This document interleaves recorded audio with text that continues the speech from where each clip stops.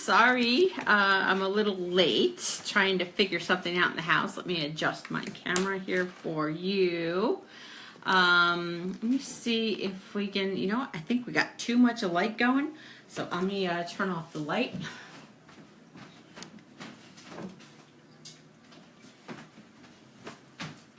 And, oh, much better, much better. Much better. So how are you, everybody? I guess we'll wait a little bit to see if anybody shows up. Like my green reading glasses today. Little bit of it's funny. So anyway, here we go. Special live Q&A. I decided I wanted to come in and talk to you guys because I am actually heading into my busy week. So I will not be available tomorrow to do our usual, hi Monica, hi Melissa, to do our usual live Q&A on Wednesdays because I will be working. So I figured I'd come in and give a little bit of a mini training, and we can do the live Q&A based around that. And I recently, put my glasses on. I recently been working, trying to figure out a framework of things that I'm going to come in and talk to you guys about. And one of the first things that I want to talk about is enlightenment. Now, enlightenment's a big word, but to become that, we need to become aware. So I decided that we should start to discuss awareness. Now, I've said that over and over again about how we need to be aware of our circumstances, aware of our behaviors, aware of the environment around us. And so I picked up my book, and if you guys have read or watched some of my videos, you know that I like this little book. I kind of use it as a reference. One of these days I will read it from cover to cover. But I wanted to talk a little bit about some of the teachings that are in this. We've heard the book, The Power of Now. I got that right over here in front of me. And this is practicing the power of now. This is basically how to implement the teachings of Eckhart Tolle into our lives. So the first things I want to discuss is I want to discuss what I mean by awareness. Now, there's two different kinds of awareness. There is awareness of self with a little s, and then there's the awareness of self with a big S. And to arrive at the awareness of self with the big S, you need to have an awareness of self in the little s. And that kind of gets a little confusing, but when I talk about self-reflection, when I talk about figuring out why we do the things we do, why we think the way we think, why we act the way we do, that's what I mean. That's the awareness of self with the small s. And we can arrive at the larger awareness through that. So, self-reflection. What do I really mean about self-reflection? Well, I'm going to read part of this book. And I'm going to read a couple little segments, but I want to read a little bit, just so you can kind of see where the thought consciousness came from. So, to get to our awareness of self with the big S, we need to have that realization that those thoughts, those things, that the voices in our head, that's not really us. And to gain that, you need to, I'm trying to get my thoughts here, but to gain that, you need to basically become enlightened. And if you read my little description, I think everything that we need to do on this planet as far as transforming our lives and transforming ourselves has a foundation in enlightenment. And that can be this big grand concept, or it can just be opening our eyes and becoming awake and becoming aware. So being aware of ourself with the big S, that is truly connection. That's what we strive to. That's what we're striving for, is to feel that connection. Because when we don't have that connection, that's when we feel lost. That's when we're stuck in the thought loops. That's when we're stuck on the hamster wheel. And we need to find that connection.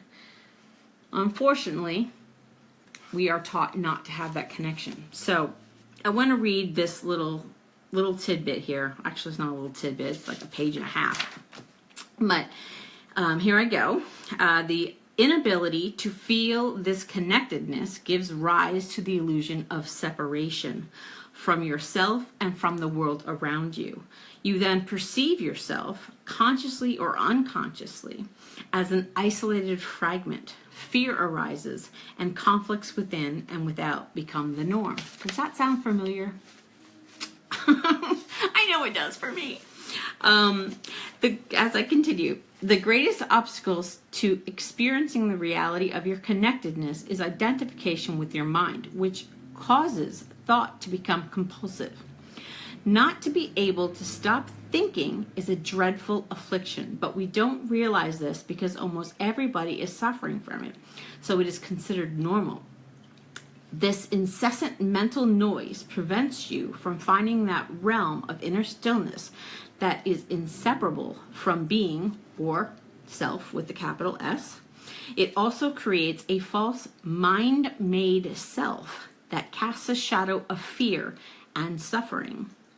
Identification with your mind creates an opaque screen of concepts, labels, images, words, judgments, and definitions that block all true relationship. It comes between you and yourself, between you and your fellow man and woman, between you and nature, between you and God. It is the screen of thought that creates the illusion of separateness, keyword illusion here. The illusion that there is you and a totally separate other. You then forget the essential fact that underneath the level of physical appearances and separate forms, you are one with all that is. The mind is a superb instrument if used rightly. Used wrongly, however, it becomes very destructive. To put it more accurately, it is not so much that you use your mind wrongly, you usually don't use it at all. It uses you. This is the disease. You believe that you are your mind. This is the delusion. The instrument has taken you over. It is almost as if you are possessed without knowing it, and so you take the possessing entity to be yourself. That's pretty powerful. That is pretty powerful. When I read that, I was like, oh my gosh, that's like so true. I mean, sometimes don't you feel possessed? I mean, we get in these thought loops and we get on the hamster wheel, and it could be anxiety. It could be thinking and worrying about the future. It could be thinking and worrying about the past, but you're just constantly stuck over and over and over again. I feel pretty possessed when that happens. And it happened to me a little bit last week, and it's painful. It's very painful.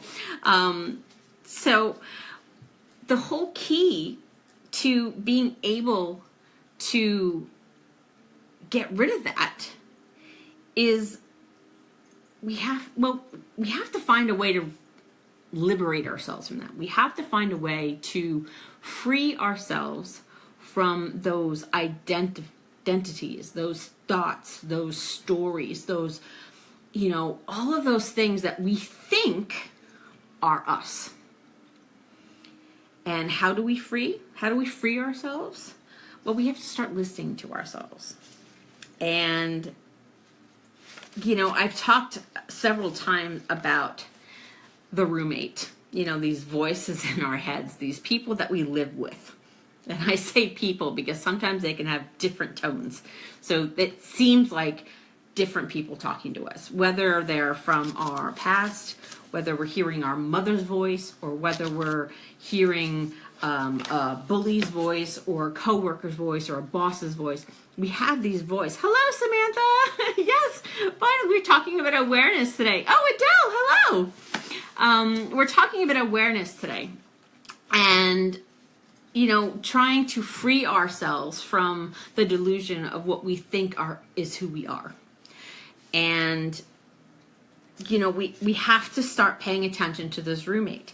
Now, I want to read another little section. I love this. I love this. So, the good news is that you can free yourself from your mind. This is the only true liberation. You can take the first steps right now. So start listening to the voice in the head. As often as you can, pay particular attention to any repetitive thought patterns, those old audio tapes that have been playing in your head perhaps for many years. This is what I mean by watching the thinker. And that's one of the things that Eckhart Tolle uses as one of his little tips, is watching the thinker. So watching the thinker is another way of saying listen to the voice in your head. Be there as a witnessing presence. When you listen to that voice, listen to it impartially. That is to say, do not judge.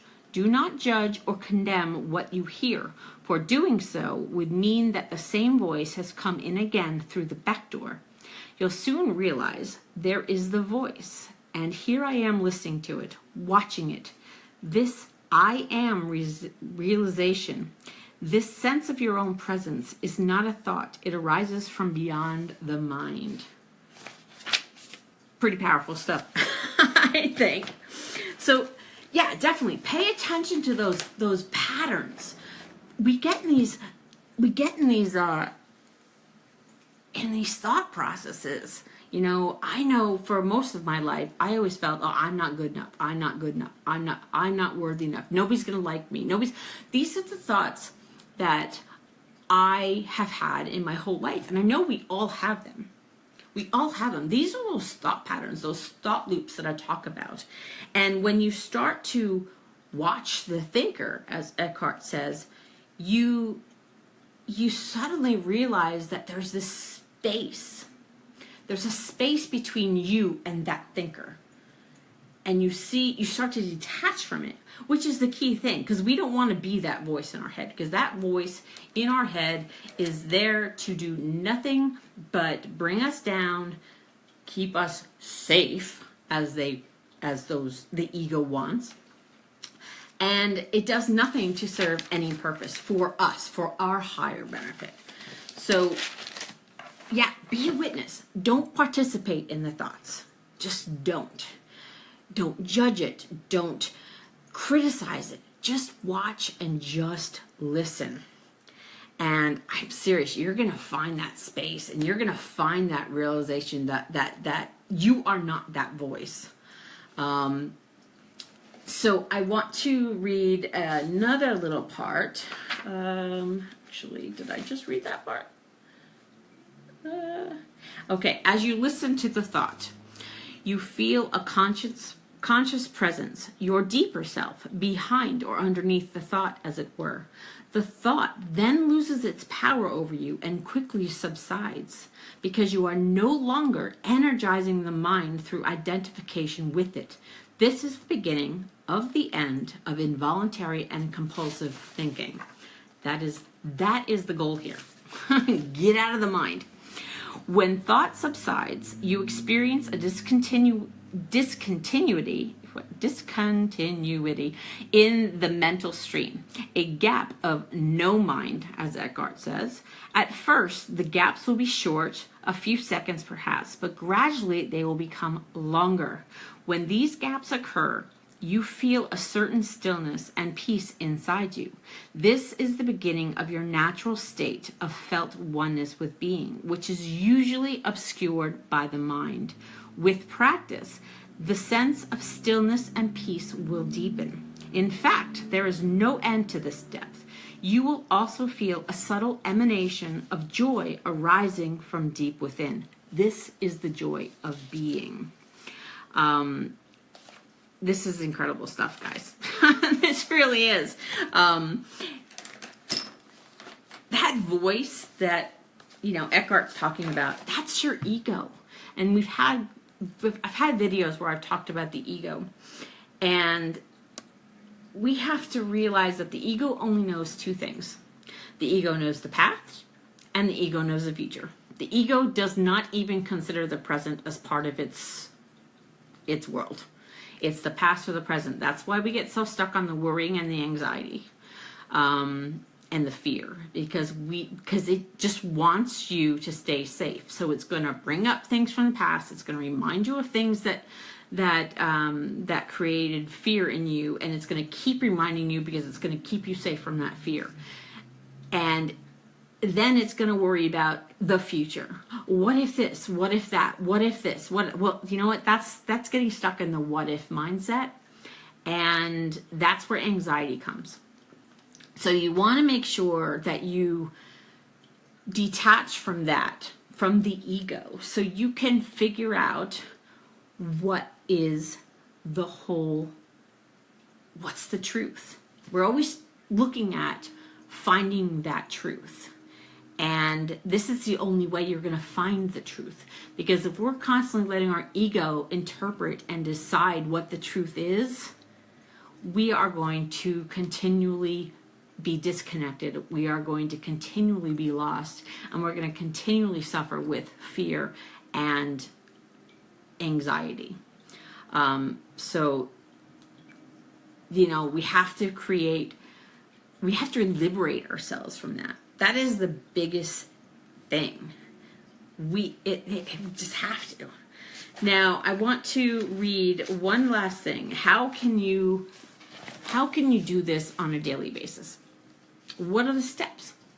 Well, I'm going to keep this just very simple, and we're going to start with the first baby step. And the first baby step is to make this a habit. Always, and I mean always, think positive things. Definitely.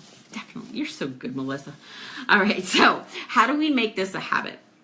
So we make it a habit to ask ourselves, and here's where the self-reflection comes in, the daily self-reflection, not the reflection that comes when we are having a tough day, but the daily self-reflection, being aware of our little self, how we behave, how we react, how we respond, why we think certain thoughts. So here's a little caption here from the book. Make it a habit to ask yourself, what's going on inside me at this moment? That question will point you in the right direction. But don't analyze. I repeat, don't analyze. Just watch it. Focus your attention within. Feel the energy of the emotion. Because emotion is where the mind and the body connect. So let's say, somebody did something, you reacted a certain way, and you have that flutter in your heart, okay? That was where the mind and the body connected. Okay, so you want to focus the attention within and feel the energy of the emotion. Now, if there is no emotion present, take your attention more deeply into the inner energy field of your body. This is the doorway to the larger self with a capital S. So yeah, simple question. What's going on inside me now? That is so important. And I'm going to leave the training session at that. And I will expand on how we can utilize it more fully in another video. But I just wanted to give you a good chunk of information that you can utilize and try to put into your life. So since this is a live Q&A, now I'm going to open this to questions. So if any of you guys have any questions about some of the things that I just spoke about, now is the time to ask the question, and hopefully I can help clarify things a little bit, and then we can continue on another video, maybe later in the week. I don't know, might be a late one though, just because I have to work starting tomorrow. So any questions? I know we got 3 people left. I'm not sure who is here. Give me a thumbs up. Let me know if you're here and if you have any questions. And just so you know, there is a delay between you sending your comment and me seeing it. So if okay, Monica's here. Cool. So just know that if you sent it, it might take me a little bit. So I may look like I'm listening to crickets and nothing is happening.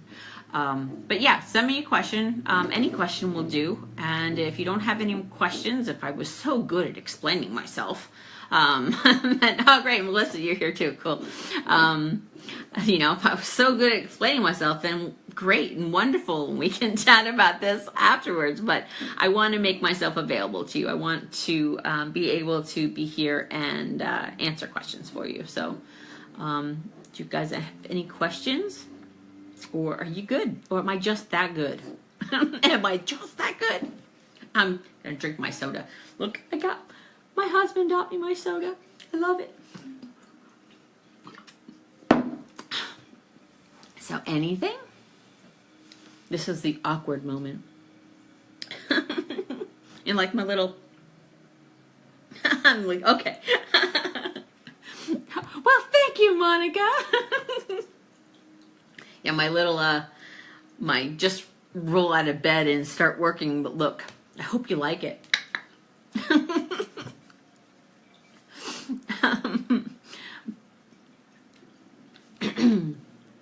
Yeah, this is the awkward part. So, but I have to tell you, I have not read the original Power of Now, which I will get over here. This is that. I have not read this yet. I've read excerpts from it, and I have a little app on my phone that is good. Oh, I have somebody's talking to me, one of my guides. But yeah, so it's probably telling me I need to read the book. But this is its companion, and this is the practicing the Power of Now. So if you are in a bookstore, I would recommend pick it. Besides meditation, how else can we be self-aware? Okay, well, it's really actually pretty simple. It's just paying attention to yourself. Being the watcher of our minds, how we objectively look at ourselves in different situations and how we can, realize, witness how we behave. It takes practice. And hopefully some of you guys have been here for a while. You're getting better at it.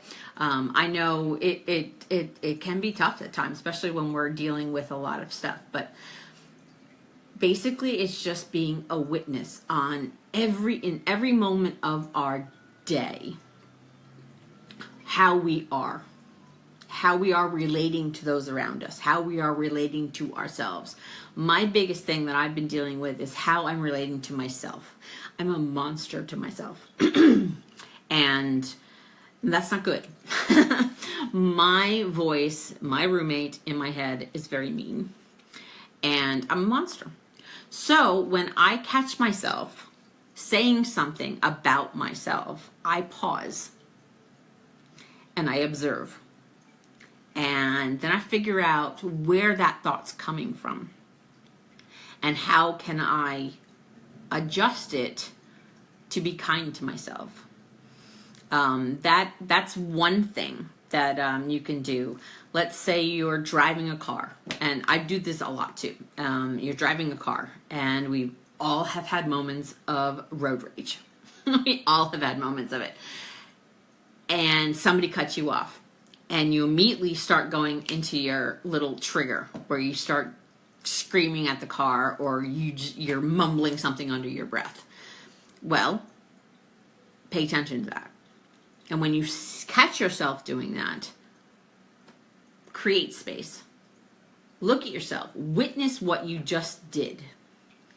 And find out where that's coming from. Now, granted, when people cut us off, it's a whole survival thing. Because we're, you could have killed me. You SOB. But he didn't kill you. And who knows, that person could have been rushing to get to a sick child or something like that. We don't know what's going on outside of ourselves. This is why I always talk about we cannot control ourselves or control things outside ourselves. We can only control ourselves. So that's another way we can be self-aware. You can also do things like mundane things. Like in this book, he talks about, washing dishes and just being mindful of everything that's going through your head while you're washing dishes, feeling the water and the temperature on your skin. That's another way to be self-aware. How is your reaction if the water's too hot? Being able to do it on a daily basis, that is actually better than just basic meditation, because meditation is just, it's one little time of the day. But if you walk through your day and you try to be self-aware with everything, that is the quickest way to become a habit. Does that help you, Samantha? Okay, Monica, I ask if it is true what my roommate is saying. If it is not true, I simply say that's not true, move on. Perfect. That's being self-aware. That is being self-aware. That's one of the best things, is this true? Okay, I'm glad. You can, ask anytime, I'm here for you, Samantha. So if you have any other questions or whatever, you can always PM me or anything like that, and I can definitely help you. I am going to expand on this in the next video. Since I have a busy next week, I'm going to try to come in maybe a little bit, it might be a later time, so you might catch a replay, but I just might come in with a little bit of an expansion, maybe not a Q&A, but just a little training that would be conducive to a replay. But yes, so that's it. So I would say definitely I recommend taking Monica's advice as well, is to ask if the thought is a true thought. And I think I mentioned that when I was in the anxiety video I did months back. We need to find out if something that we're reacting to is true. The guy who cut you off in on the car. Well, you could have killed me. Well, is that really, yeah, but do you think that was his intention? Is that a true thought that he was trying to kill you? No, he wasn't trying to kill you. He was just being selfish. Or he was rushing around to get to a sick child or something needed his attention. We don't know. So, yes, is it true? Is this me? That's another one. Is this me? I know as an empath, a lot of times we feel these feelings and we have to ask questions like, is this me? Or is this mine? Because we pick up emotions from other people. And sometimes we can think that those emotions are ours. Yes. Or are ours. Yes, there you go. Sorry. Miss Wordsmith here. So asking, is it true? Is this me? Is this mine? Those are all ways that we can be self-aware.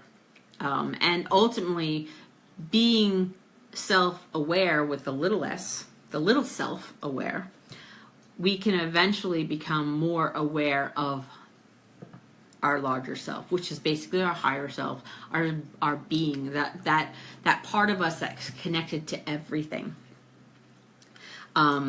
So it kind of seems very a little hypocritical when you have to create separation from the little self to find connection with being.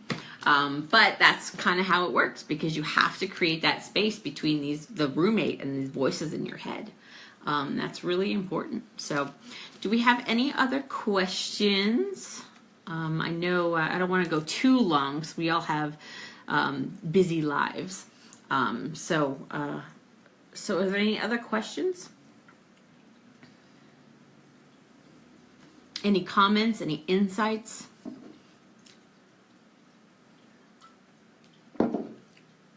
I love to hear it. I love it when you guys interact. I love it. It's like a jam session. It's like being able to talk back and forth. I love it. Any other questions?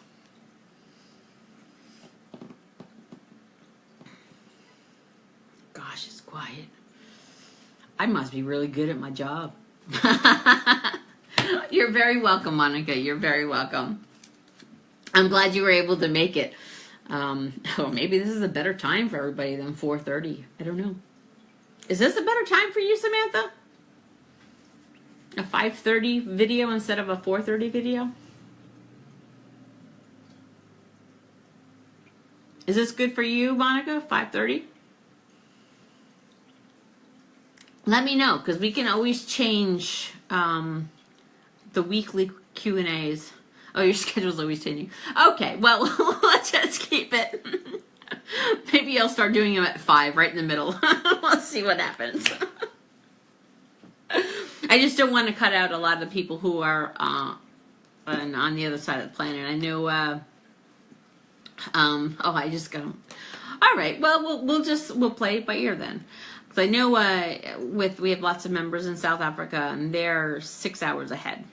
So right now at 6 o'clock, it's midnight there. So I don't want to cut them out too much. But maybe if I do a couple late night ones, like say 9 p.m. or something like that, we can get some of them. Well, 9 p.m. wouldn't really work. I don't know. We'll figure it out.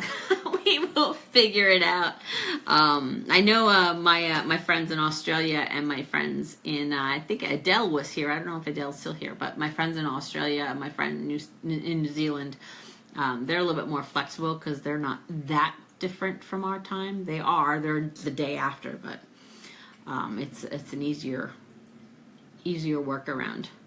So, any other questions? Because if not, we can just button up this video and I can start preparing for the next. And who knows, I just may keep doing this because this is a great book. I love this book.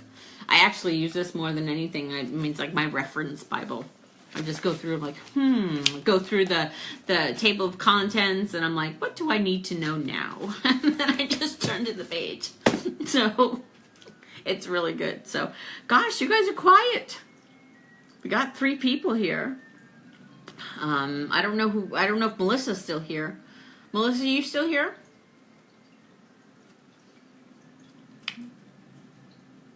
Okay, great. Awesome. Yes, I will do that for you then, because I love this book. It's great.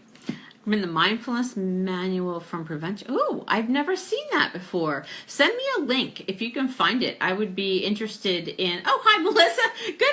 I thought we lost you there.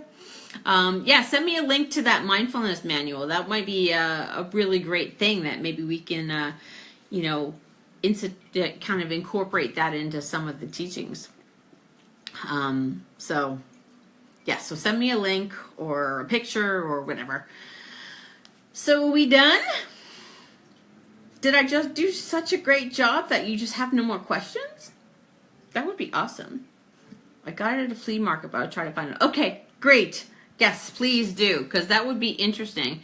If not, maybe we can have a lunch sometime and I can go through it and look at it and see if there's anything that I can take.